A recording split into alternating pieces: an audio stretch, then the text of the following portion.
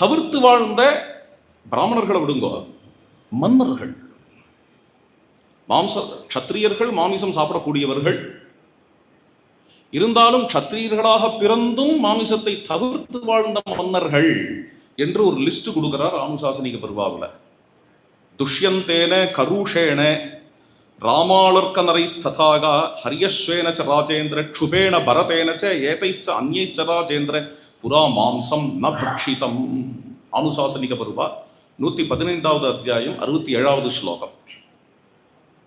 துஷ்யந்தன், அவருடைய பிள்ளை பரதன், கருஷன், ராமன், நம்ம ராமர் தான், ராமன், அலர்க்கன், ஹரியஸ்வன், க்ஷுபன் என்கின்ற மாமன்னர்கள் க்ஷத்திரியர்களாக இருந்தும் மாம்சத்தை தவிர்த்தனர் என்கின்ற மகாபாரத ஸ்லோகம் இது.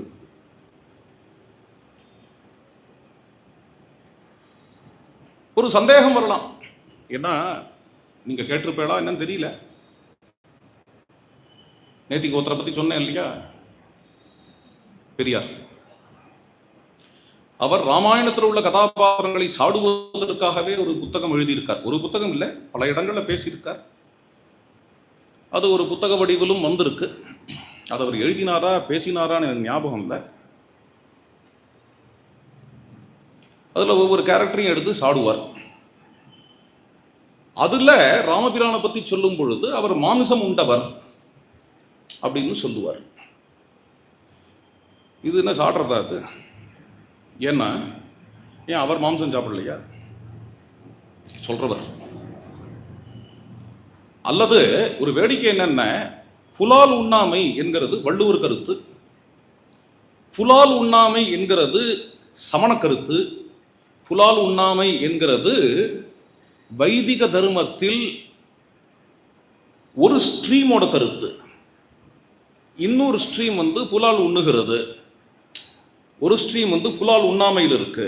ஆக புலால் உண்ணாமை என்கிறது வைதிக தர்மத்தினுடையும் சமண தர்மத்தினுடையும் கருத்து. புலால் உண்ணுதல் தவறு என்கின்ற எண்ணம் சமணர்களுக்கு முற்றிலும் இருக்கும், வைதிகர்களுக்கு ஒரு ஸ்ட்ரீம்ல இருக்கும். இதுக்கு இது சொல்ல வரேன்னா, அதுக்கும் இவருக்கு என்ன சம்பந்தம்? ராமன் அயோக்கியன், என்ன புலால் உண்டான். அப்ப புலால் உண்ணாமையே நல்லது என்றும் புலால் உண்ணுதல் அயோக்கியத்தனம் என்கிறதும் ஒப்புக்கொள்ளுகிறார் நீர்.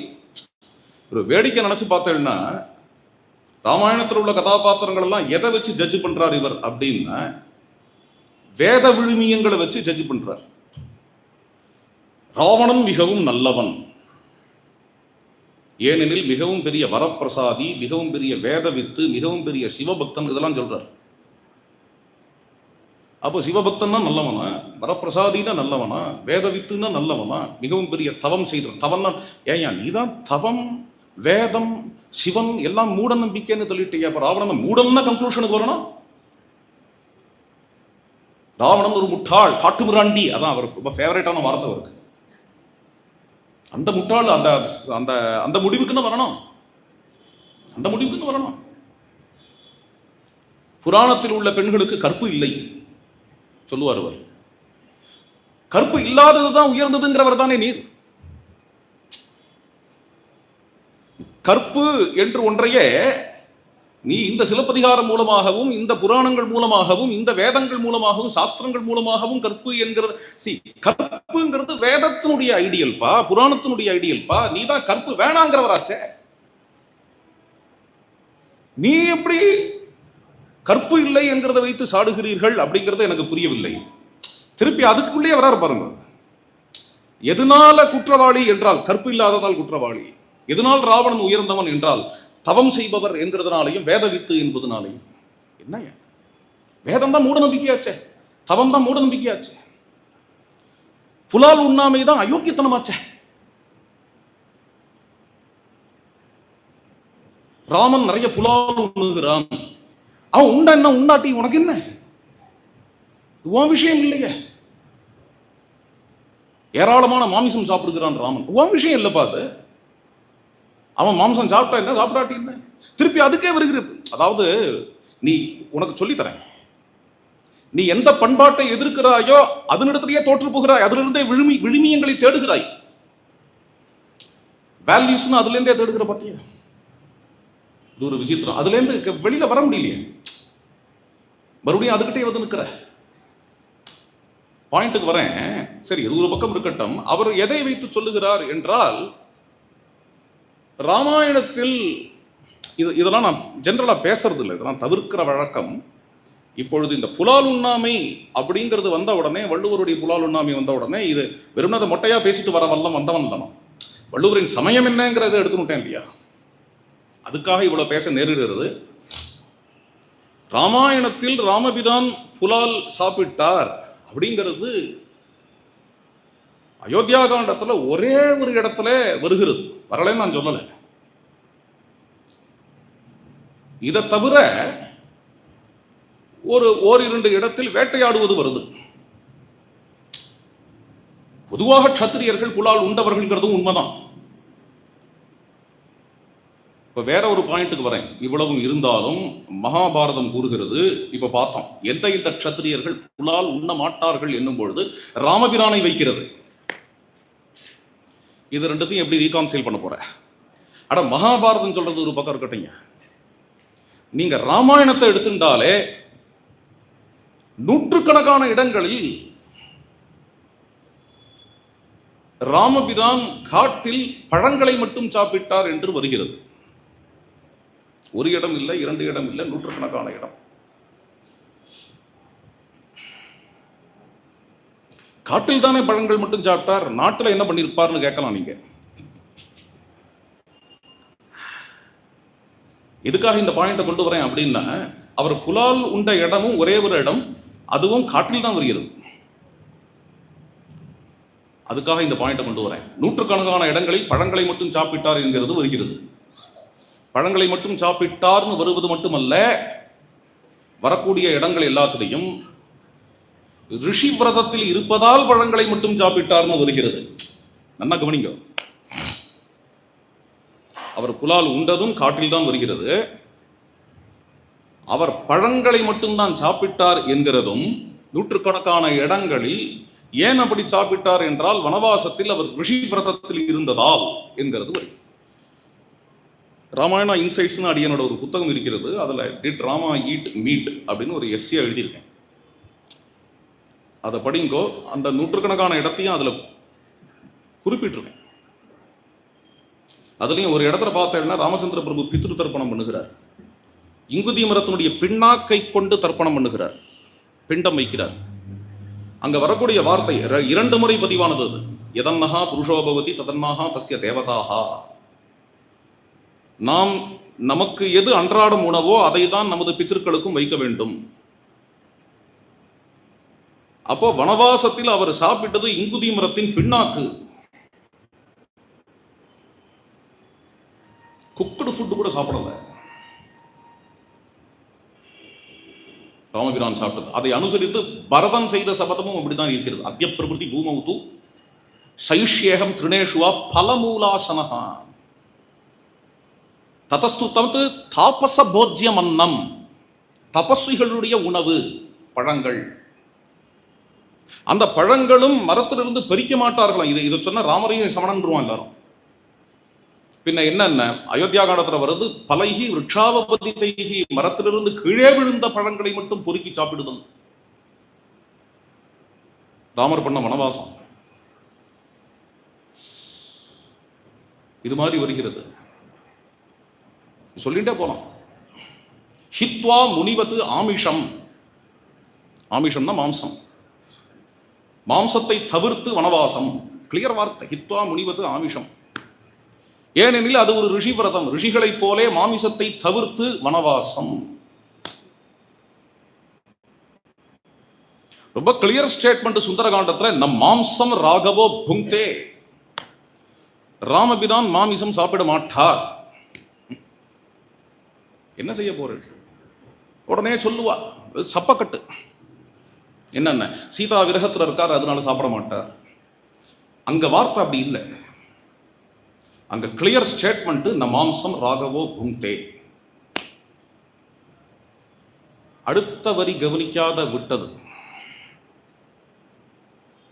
ந மாம்சம் ராகவோ புங்தே என்கின்ற முதல் வரி மட்டும் கவனிக்கிறதுனால, சீதா விரகத்தில் இருக்கிறதுனால இப்படி இருக்காருன்னு சப்பக்கட்டு கட்டலாம். அடுத்த வரி இருக்கு இந்த ஸ்லோகத்துக்கு, அதை கவனிக்கும். வன்யம் சுவிஹிதம் நித்யம் பக்தம் அஸ்னாதி பஞ்சமம். வன்யம் சுவிஹிதம், மாம்சத்தை சாப்பிட மாட்டார், சாஸ்திரங்கள் விதித்த உணவு மட்டுமே சாப்பிடுவார். இது சீதா விரகத்தாலையா? சாஸ்திரம் விதித்த உணவுங்கிறது என்ன? மாமிசம் சாப்பிட மாட்டார், சாஸ்திரங்கள் விதித்த உணவை மட்டுமே சாப்பிடுவார். சாஸ்திரம் விதித்த உணவு எதுவோ அதை வள்ளுவர் சொல்லுது, புலால் உண்ணாமை. விசாரம். அப்போ அப்போ மற்றதெல்லாம் சாப்பிடக்கூடாதுன்னு சாஸ்திரம் சொல்றதா? சஜஸ்டிவ். விரத காலங்களில் சாப்பிடாத இருக்கலாம், காலப்போக்கில் தவிர்க்கலாம். புரட்டாசி மாசம் சாப்பிடாத இருக்கலாம், சாப்பிடாத இருக்கிறது ஐடியல். முடியலன்னா இந்தந்த சமயத்தில் தவிர்க்கலாம். ஆன்மீகத்தில் ஒரு லெவலுக்கு மேல முன்னேறியாச்சுன்னா சாப்பிட்றத நிறுத்திடலாம். சில குடிகள்லாம் முற்றிலும் சாப்பிடக்கூடாது. எந்தெந்த குடிகள் சடங்குகள் செய்விக்கின்றனவோ, பாயிண்ட். வள்ளுவர் குடி சடங்குகள் செய்விக்கக்கூடிய குடி, அந்த குடியெல்லாம் சாப்பிடாத இருக்கணும். ரொம்ப இன்ட்ரெஸ்டிங்கான விஷயம் பாருங்க, ரொம்ப காம்ப்ளிகேட்டடான விஷயம். இல்லை ஈஸியா சாப்பிடலையா இப்பயே சொல்லு, ராமர் சாப்பிட்டா அப்படிலாம் சொல்லிட முடியாது. இது ஒரு காம்ப்ளிகேஷனான விஷயம். ஒரே ஒரு இடத்துல சாப்பிட்டாருன்னு வருதுங்கிற என்ன, இதையும் சாப்பிடவே இல்லைன்னு இத்தனை இடத்துல வருது என்ன? மகாபாரத ராமாயணத்திலேயே நமாம்சம் ராகவ புக்தே ஹித்வா முனிவத் ஆமிஷம், இதெல்லாம் என்ன சொல்ல போறேன்? இத்தனை இடத்துல சாப்பிடலன்னு வருது, ஒரே ஒரு இடத்துல சாப்பிட்டார்னு வருது. இதை எப்படி டீல் பண்றது? இதை எப்படி சமன்வயப்படுத்துவது? இதை எப்படி ரிகான்சைல் பண்ணுவது? ரெண்டு விதமாக சமன்வயப்படுத்தலாம். ஒரு விதமா எப்படி சமன்வயப்படுத்தலாம்னா, அந்த ஒரு இடம் சாப்பிட்டார்னு என்ன ஒண்ணு வரதோ அது ராமாயண பாட்டங்களில் ஒரு சில பாட்டங்களில் தான் வருகிறது, வேற சில பாட்டங்களில் வரல. இது புரியுமான்னு தெரியலையே, கொஞ்சம் ரிசர்ச். இது பாட்டம்னு ஒண்ணு, அதாவது நான் சொல்றது கம்பராமாயணம் கிருத்திவாச ராமாயணம் அது இல்லை, அது மாதிரி சொல்லலை. வால்மீகி ராமாயணத்திலேயே பாட்டங்கள் என்று உள்ளன. அது மாதிரி ஒவ்வொரு இலக்கியத்துக்கும் இருக்கும். திருக்குறளில் ஒரு 2-3 பாட்டம், பிரபந்தத்தில் பாட்டபேதங்கள் உள்ளன. பாட்டபேதங்கள் பைபிளுக்கு நிறைய இருக்கும், குரானுக்கு உண்டு, பாட்டபேதங்கள் உள்ளன. உங்களுக்கு புரியுற மாதிரி சொல்லணும்னா, வாசனாத்து வாசுதேவஸ்ய சஹஸ்ரநாமம் இருக்கு இல்லையா, அநேகமா எல்லாருக்கும் தெரியும் நினைக்கிறேன். வாசனாத்து வாசுதேவஸ்ய வாசிதம், வாசிதம்க்கு அப்புறம் புவனத்ரயம் என்பது ஒரு பாட்டம், வாசிதம் தே ஜகத்ரயம் என்கிறது 2வது பாட்டம் இல்லையா? மூலத்தில் ஒரிஜினலா எழுதியவர் எப்படி என்னத்தை எழுதியிருப்பார்னு நமக்கு தெரியாது. 2 விதமாக பாட்டங்கள் இருக்கின்றன. ஆங்கிலத்தில் இதற்கு ரிசன்ஷன்ஸ் பேர். அதுல இடையில சில ஸ்லோகங்கள் விட்டு கூட போகும். விஷ்ணு சகஸ்ரநாமத்தில் நமசமஸ்த பூதானாம் என்று ஒரு ஸ்லோகம், அதை சில பாட்டங்களில் காண முடியாது, சில பாட்டங்களிலேயே காண முடியும். இதற்கெல்லாம் பாட்டபேதம் என்று பெயர். வால்மீகர் எல்லா இலக்கியத்துக்கும் உண்டு. ஒரு 100-200 வருஷம் தாண்டின எல்லா புத்தகங்களுக்கும் பாட்டபேதம். ஷேக்ஸ்பியருக்கு உண்டு, மில்டனுக்கு உண்டு பாட்டபேதம். குவார்டோ ஃபோலியோ என்னெல்லாம சொல்றாளே. அது மாதிரி இங்க பார்த்தீர்களாகில் வால்மீகி ராமாயணத்துக்கான பாட்டங்களில் பிரதானமாக 5 பாட்டங்கள் இருக்கின்றன வால்மீகி ராமாயணத்துக்கு. இது எல்லாத்தையும் ஆராய்ச்சி பண்ணி நான் ஒரு 10 வால்யூம் பப்ளிஷ் பண்ணியிருக்கோம். ஜேஷ்டம் சிரேஷ்ட குணைர்யுக்தம், சிரேஷ்டம் சிரேஷ்ட குணைர்யுக்தம், அது மாதிரிலாம் வரும். இந்த 5 பாட்டங்களில் ஒரு சில பாட்டங்களில் மட்டுமே வரக்கூடியது இந்த ஸ்லோகம், ராமர் மாம்சம் சாப்பிட்ட ஸ்லோகம். இப்போ எதுக்கு இதை போய் கொண்டு வரல அப்படின்னா, எல்லா பாட்டங்களிலும் வரக்கூடிய ஸ்லோகங்கள் இருக்கு, அதுக்கு பொதுவாக எந்த ஒரு ஆத்தென்டிசிட்டி கொடுக்குறோமோ, இதெல்லாம் ஆராய்ச்சியாளர்கள் புரிகிற விஷயம் தான். எடுத்து நோட்டே அதனால சொல்லி ஆகும். அந்த அளவுக்கான ஒரு ஆத்தென்டிசிட்டி ஒரு சில பாட்டங்களில் மிஸ்ஸிங் அப்படிங்கிறதுக்கு கொடுக்க மாட்டாங்க. இது நம்ம தான் இல்லை, பழைய உரைக்காரர்களே அப்படிதான். திடீர்னு கிஷ்கிந்தா காண்டத்தில் ஒரு ஸ்லோகம் 2 ஸ்லோகத்தை விடுங்கோ 5 சர்க்கங்களை தள்ளுறார். இது இடைச்செருகள். யாரு? கோவிந்தராஜன். ஒரே காரணம் சொல்றார். என்னென்ன? இது எல்லா பாட்டங்களிலும் பொதுவாக இல்லை என்பதால். எல்லா பாட்டங்களிலும் பொதுவாக இல்லை என்பதால்ங்கிற ஒரு காரணத்தை இங்க சொல்லுகிறார். கிரிட்டிக்கல் எடிஷன் என்று ஒன்று சொல்லுவார். எல்லா பாட்டங்களிலும் பொதுவாக இருப்பதையே அதிகமான முக்கியத்துவம் கொடுத்து மற்றவைகளை ஒரு சந்தேகத்தில் வச்சிருப்பார். மற்றது அநேகமா எல்லாத்தையும் ஃபுட் நோட்ஸ்ல தள்ளிடுவார் அல்லது பிராக்கெட்ல போட்டிருப்பார். அது பார்த்துருப்பேன் நீங்க. கிரிட்டிக்கல் எடிஷன்ல ஃபுட் நோட்ஸ்லயோ அல்லது பின்னாடி கொலஃபோன்னு போடுவார். நார்மலா வேற புத்தகங்கள்ல மற்ற பாட்டங்களை பிராக்கெட்ல போட்டுருவார். அதாவது எல்லாத்துலையும் காமனா இல்லாததெல்லாம் பிராக்கெட்ல போடுவார். பிராக்கெட்ல போட்டது படிக்கலாமா வேணாமான்னு சில பேர் கேட்பா. படிக்கலாம். அது என்னென்ன, அது வால்மீகியினுடையதா அல்லது இடைச்செருகளா என்கின்ற சந்தேகத்தில் வச்சிருப்பா. அது அறிஞர்களுடைய விஷயம். பாமரர்கள் இதெல்லாம் தேவையே இல்லை பாமரர்களுக்கு. இருந்தாலும் இந்த விஷயத்தை இது சொல்லாம சொல்ல முடியாது. அதனால மாட்டினுட்டேன். இதை எடுக்கிறேன். இந்த ஒரு ஆஸ்பெக்ட் நம்ம மனதில் இருந்தா என்ன, அந்த ஸ்லோகம் இருக்கு இல்லையா, சில பாடங்களில் மட்டும்தான் இருக்கிறது என்கிற காரணத்தினால் இது வால்மீகி பண்ணதா என்கிறதை நாம் சந்தேகப்பட முடியும். இது வால்மீகியினுடைய ஸ்லோகமா என்கிறதை தாராளமாக சந்தேகப்பட முடியும். வால்மீகி பண்ணதே இல்லை என்று நான் அடித்து சொல்லவில்லை. சந்தேகப்பட முடியும். இந்த சந்தேகம் ஏன் வருது அப்படின்னா, பல நூற்றுக்கணக்கான இடங்களில் ராமர் பழம் மட்டுமே சாப்பிட்டார் காட்டில் என்று வருவதால், ஹித்வா முனிவத அமிஷம் நமாம்சம் ராகவோ புங்கே என்றெல்லாம் வருவதால் இந்த ஸ்லோகம் ஐயத்திற்கு உரியது. இவ்வாறாக நாம் ராமர் சாப்பிடவில்லை என்பதையும், ஒரே 100 இடங்களில் சாப்பிடவில்லை என்கிறதையும், ஒரு இடத்தில் சாப்பிட்டாருங்கிறதையும் ரிகான்சைல் பண்ண முடியும், சமன்வயப்படுத்த முடியும். 2வது விதமாக, இது முதல் பட்சம். அடியனை கேட்டால் இப்படித்தான் சொல்லுவேன். 2வது பட்சமாகவும் சமன்வயப்படுத்திக்கணும்னா படுத்திக்கலாம். 2ஆம் பட்சமா என்ன சமன்வயப்படுத்திக்கலாம்னா, அவர் க்ஷத்திரியர். க்ஷத்திரியர்களுக்கு பொதுவாக அந்த பழக்கம் உண்டு. க்ஷத்திரியர்களுக்கு இருக்கிறதெல்லாம் இவருக்கு இருக்கணுங்கிற அவசியம் இல்லை. க்ஷத்திரியர்கள் பல கல்யாணம் பண்ணி கொள்ளக்கூடியவர்கள். நேற்றைய தினம் வந்த மாமன்னர்கள் வரைக்கும் எல்லாரும் இப்படிதான். ராமபிரான் க்ஷத்ரியனாக பிறந்தும் ஏகதார விரதம். ந ராமஹா பரதாராம்ச சக்ஷுப்யாமி பஷ்யதி ஏகபத்னி விரததரஹ ராஜர்ஷி சரித சுச்சிஹி ந சீதாயாக பராம்பாரியாம் வவ்ரே சரகுணந்தனஹ. க்ஷத்ரியனா பிறந்தும் ஏகபத்னி விரதம். க்ஷத்ரியன் திடீரென்று ஒரு பெண்ணை கல்யாணம் செய்து கொள்ள வேண்டும் என்று நினைத்தால் பிராமணன் மாதிரி இருக்க மாட்டான். அந்த நாள்ல சொல்றேன். அப்பா வரணும் அவசியம் இல்லை அவனுக்கு. ஒரு இடத்துக்கு போறான், ஒரு பொண்ணை பிடிச்சி போயிடுத்து, அந்த பொண்ணுக்கு இவனை பிடிச்சி போயிடுத்து, கல்யாணம் ஆயிடும், முடிஞ்சு போச்சு.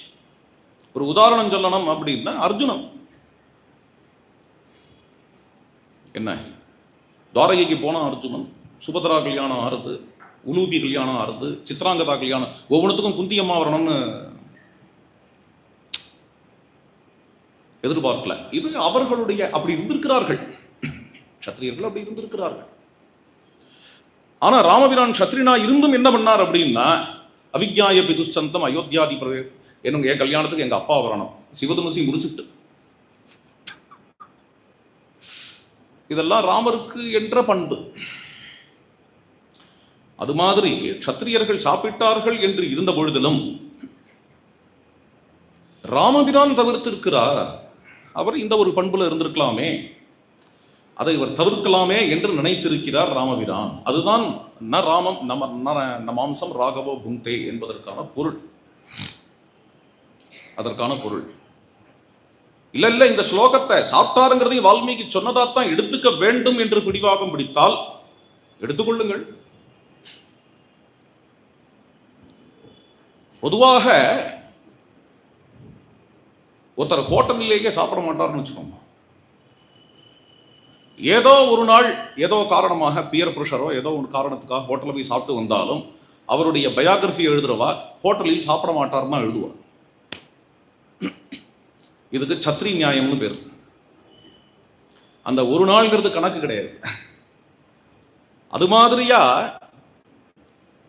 அவருடைய பியர் ப்ரெஷர், அந்த பியர் ப்ரெஷரால இந்த ஸ்லோகம் வால்மீகி பண்ணதாவே வச்சுட்டாலும்